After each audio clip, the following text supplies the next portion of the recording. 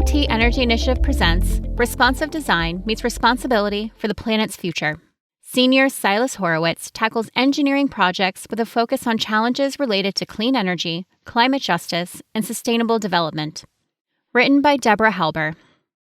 MIT senior Sylas Horowitz kneeled at the edge of a marsh, tinkering with a blue and black robot about the size and shape of a shoebox, and studded with lights and mini propellers. The robot was a remotely operated vehicle, ROV, an underwater drone slated to collect water samples from beneath a sheet of Arctic ice. But its pump wasn't working, and its intake line was clogged with sand and seaweed. Of course, something must always go wrong. Horowitz, a mechanical engineering major, with minors in energy studies and environment and sustainability, later blogged about the Falmouth, Massachusetts field test. By making some adjustments, Horowitz was able to get the drone functioning on site. Through a 2020 collaboration between MIT's Department of Mechanical Engineering and the Woods Hole Oceanographic Institute, WHOI, Horowitz had been assembling and retrofitting the high-performance ROV to measure the greenhouse gas emitted by thawing permafrost. The Arctic's permafrost holds an estimated 1,700 billion metric tons of methane and carbon dioxide, roughly 50 times the amount of carbon tied to fossil fuel emissions in 2019, according to climate research from NASA's Jet Propulsion Laboratory. WHOI scientists wanted to understand the role the Arctic plays as a greenhouse gas source, or sink. Horowitz's ROV would be deployed from a small boat in sub-freezing temperatures to measure carbon dioxide and methane in the water. Meanwhile, a flying drone would sample the air. An MIT Student Sustainability Coalition leader and one of the first members of the MIT Environmental Solutions Initiative's Rapid Response Group, Horowitz has focused on challenges related to clean energy, climate justice, and sustainable development. In addition to the ROV, Horowitz has tackled engineering projects through D-Lab, where community partners from around the world work with MIT students on practical approaches to alleviating global poverty. Horowitz worked on fashioning waste bins out of heat-fused recycled plastic for underserved communities in Liberia. Their thesis project, also initiated through D-Lab, is designing and building user-friendly, space- and fuel-efficient firewood cook stoves to improve the lives of women in Santa Catarina Palopo in northern Guatemala. Through the Tata MIT Grid Edge Solar Research Program, they help develop flexible, lightweight solar panels to mount on the roofs of street vendors' e-rickshaws in Bihar, India. The thread that runs through Horowitz's projects is user-centered design that creates a more equitable society. In the transition to sustainable energy, we want our technology to adapt to the society that we live in, they said. Something I've learned from the D-Lab projects and also from the ROV project is that when you're an engineer, you need to understand the societal and political implications of your work, because all of that should get factored into the design. Horowitz describes their personal mission as creating systems and technology that serve the well-being and longevity of communities and the ecosystems we exist within. I want to relate mechanical engineering to sustainability and environmental justice, they said. Engineers need to think about how technology fits into the greater societal context of people in the environment. We want our technology to adapt to the society we live in, and for people to be able, based on their needs, to interface with the technology. Imagination and inspiration.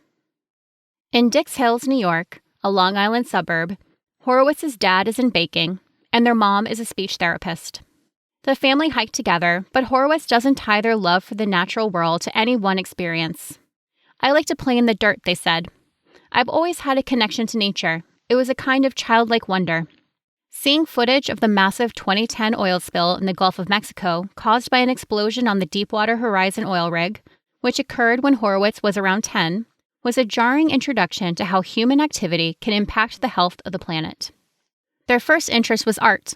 Painting and drawing portraits, album covers, and more recently, digital images such as a figure watering a houseplant at a window while lightning flashes outside, a neon pink jellyfish in a deep blue sea, and, for an MIT-wide COVID quarantine project, 2 figures watching the sunset over a Green Line subway platform. Art dovetailed into a fascination with architecture, then shifted to engineering. In high school, Horowitz and a friend were co-captains of an all-girls robotics team. It was just really wonderful having this community and being able to build stuff, they said.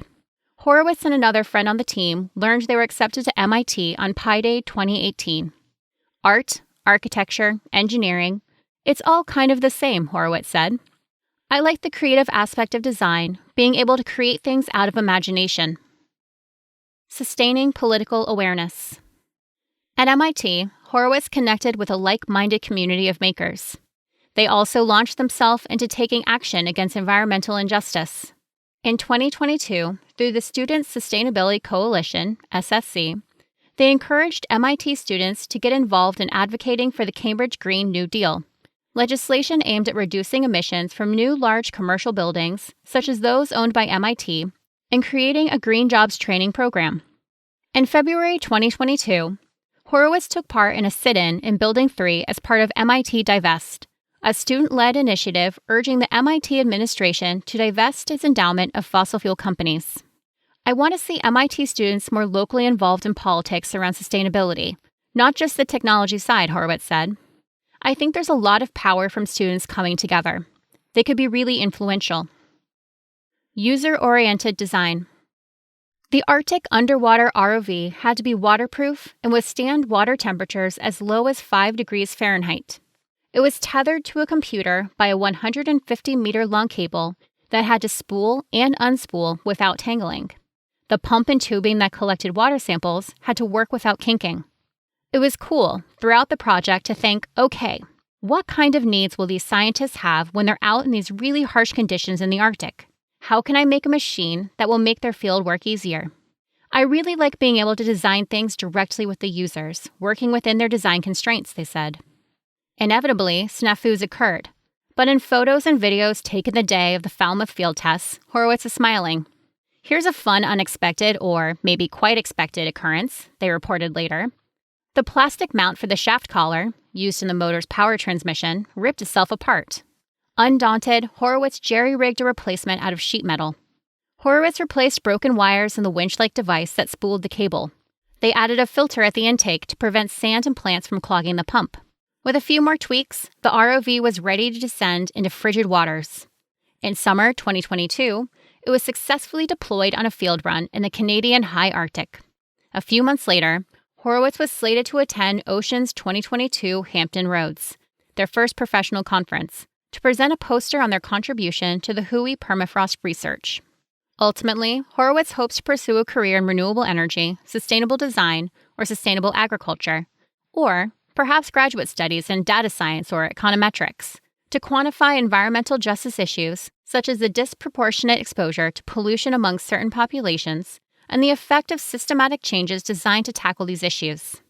After graduating in February 2023, Horowitz will spend 6 months with MIT International Science and Technology Initiatives, MISTI, which fosters partnerships with industry leaders and host organizations around the world.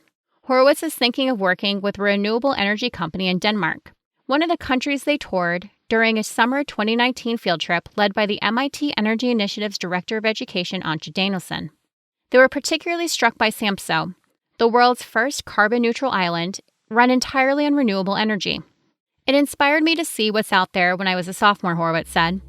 They're ready to see where inspiration takes them next.